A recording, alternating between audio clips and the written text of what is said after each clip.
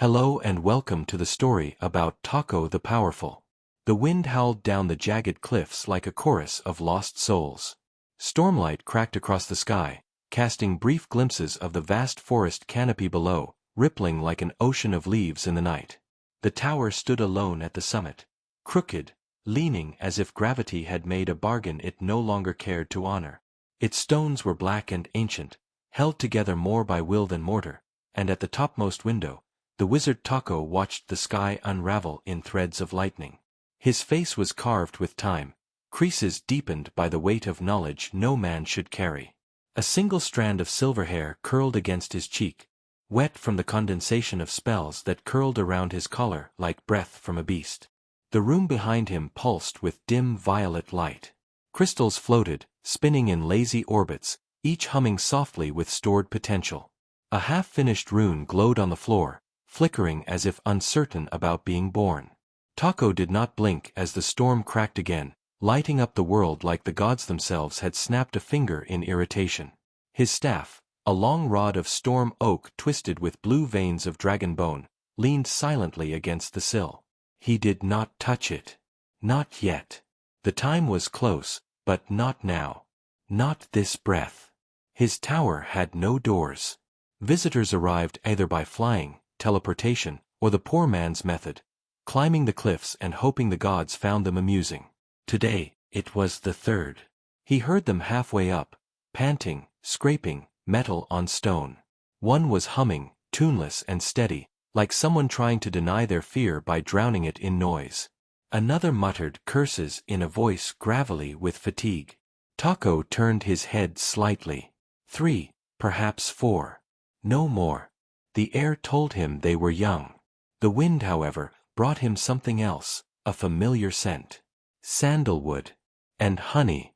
And a strange, burning smell like old parchment smoldering under glass.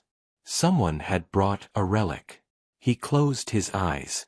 They arrived moments later, breathless, bruised, and caked in sweat and cliff dust. One wore the polished chestplate of a low-ranking knight of the Vale, cracked across the ribs as if he'd been punched by a mountain. Another was tall, with eyes too bright and hands that never stopped moving, nervous, searching, touching. The third was a woman dressed in robes patched 100 times, her staff almost comically crooked at the top, and in her arms was a box. Silver, etched, humming faintly in tune with the crystals that orbited Taco's chamber. The fourth was silent, hidden in shadow. Taco did not need eyes to see him. He felt the presence like a thorn pressed just beneath the skin. "You've come far," Taco said at last, his voice like gravel pushed through silk. "We've brought the key," the woman said, lifting the box slightly as if to emphasize its weight. You said if we found it, you'd help." "I said I might help," Taco corrected. He turned from the window. His robes barely moved, yet the air shifted like a storm had leaned in to listen. "Do you understand what you've brought?" The woman hesitated. "It opens the gate." "Yes. But do you know what's behind the gate?" The knight spoke up, his voice too eager. "The Vault of Echoes." "You said." "I said many things," Taco murmured. He stepped down from the window and moved toward them slowly. His footsteps did not echo. And many of those things were true. The vault holds secrets lost to time. But secrets do not like to be remembered. They fight. They whisper. They twist. "We're ready," said the woman. "No," Taco said, almost kindly. "You are not." Then he touched the box. The moment his fingers brushed the silver surface, the runes on the floor lit like fire spilling through veins. The room shuddered. Crystals screamed, their notes warping, bending inward, like they were being pulled into some unseen mouth. The shadows flickered. And the fourth man, the one who had stayed silent, spoke. "You shouldn't do that, wizard." Taco turned to face him. His eyes were pale blue, almost translucent. "Ah, I wondered when you'd speak. You know who I am?" "No. But I know what you are." Taco's expression never changed, but the storm behind his gaze swelled. "You carry something that should not exist." The man stepped forward. He was neither young nor old, neither handsome nor plain. His features were forgettable, but the air around him was wrong, like a painting hung slightly crooked. "I came to stop this." "No," Taco said, and his voice was steel wrapped in thunder. "You came to be unmade." And then the tower exploded. Or perhaps it only seemed that way. Light flooded every crevice, the runes seared upward into the stones, the crystals shattered into kaleidoscopic sprays, and time itself bent like hot wax. Taco stood in the eye of the storm, his fingers wrapped tight around the box, now open, humming like a heartbeat. Inside was a sphere of obsidian glass, blacker than space, bleeding wisps of color that had never been seen before. From the sphere rose a voice. Not words. Not even sound. But a presence, immense and infinite, a mind so vast it did not notice mortals as anything but dust between pages. Taco's back straightened. The wind tore through his beard, his hair, his thoughts. He gritted his teeth and raised one hand. "I remember you," he said. The vault answered. The tower was gone. Or rather, it existed in fragments, pieces suspended midair as though held in place by memory rather than gravity. The floor had no edge now, just a yawning abyss of stars beneath their feet, a canvas painted with constellations unfamiliar to any sky known to man.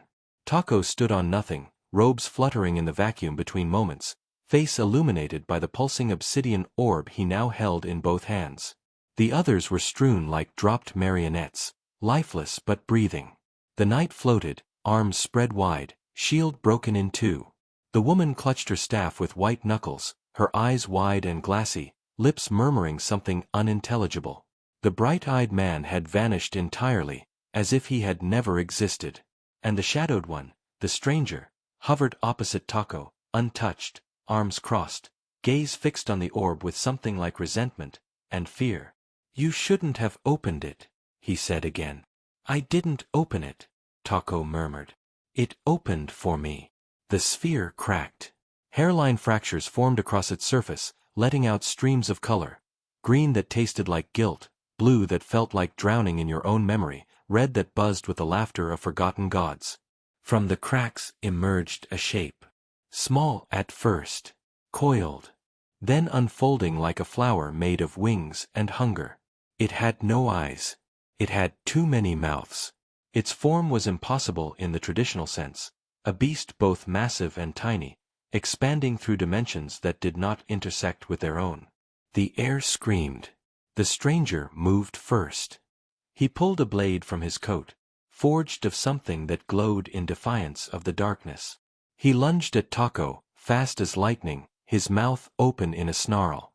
Taco raised a single hand. The spell did not explode. It collapsed. A singularity of light formed at his fingertips, folding the stranger's charge into a spiral that tore him sideways through dimensions. He screamed, not in pain, but in frustration, and vanished through a tear in the sky, stitched shut behind him with Taco's whisper. "I warned him," Taco muttered. The thing that had come from the orb shuddered, ripples echoing through the void. It spoke without speaking, a chorus of overlapping voices from every dream ever interrupted. It said a name. Taco. "Yes," he answered. "You came. I was always coming. You will be undone." "No," he said softly. "I already was." And he stepped into it. The memories hit first. His village, burned. His mentor, murdered by ambition in another's hands. The girl with the eyes like twilight, gone, too young, too quick. Every step of his path paved in ash and written in blood. He saw the first spell he'd ever cast, trembling with joy. The first time he killed, trembling with horror. The first time he bent a star's orbit to speak a forbidden word, trembling with a taste of power. Then the second layer came. It was not his memory. Worlds. Thousands. Lives he never lived. Choices he never made. Taco as king, as tyrant, as nothing more than a beggar on a road that never ends. Taco as a name forgotten, or as a god who drowned his followers in fire. He screamed then, not in pain, but to hear himself beneath the storm. The entity welcomed him with 1,000 minds. It tried to strip him bare. It tried to understand. Taco did not resist. He offered it everything. And then, he offered it something more. A trick. A truth wrapped in misdirection. A story so ancient it had become myth, even in his own heart. Deep beneath the layers of who he was, there lived a sliver of the first word. The original utterance. The primal syllable that shaped existence before thought was possible. He spoke it now, not aloud, but with essence. With being. The thing recoiled. Reality shattered, then reformed, then shattered again in waves. The creature's form exploded into an aurora of collapsing thoughts. Taco did not stop. He gave more. He gave himself. Piece by piece. Memory by memory. All that he was, fed into the void, overwhelming the entity not by force, but by depth. He showed it love, regret, triumph, loss. He showed it mortality. And the creature cracked.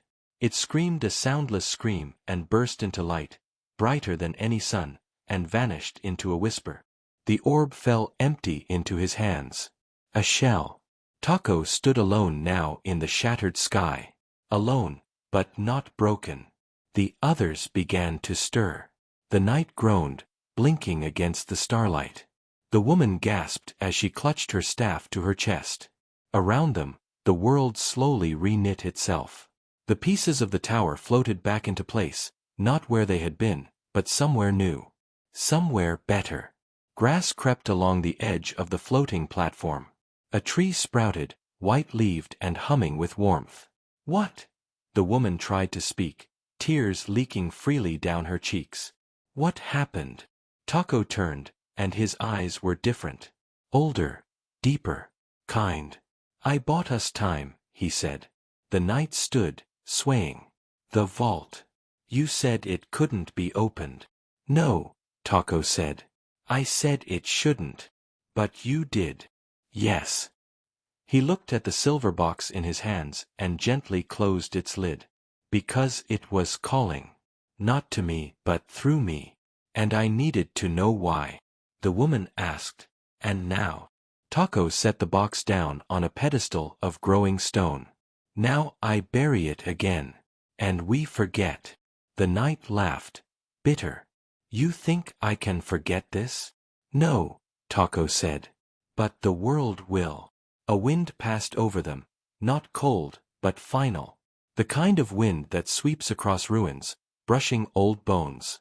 The kind that carries secrets away to wherever forgotten things rest. The box shimmered, then slowly sank into the stone. The roots of the new tree coiled around it gently, like a lullaby in wood.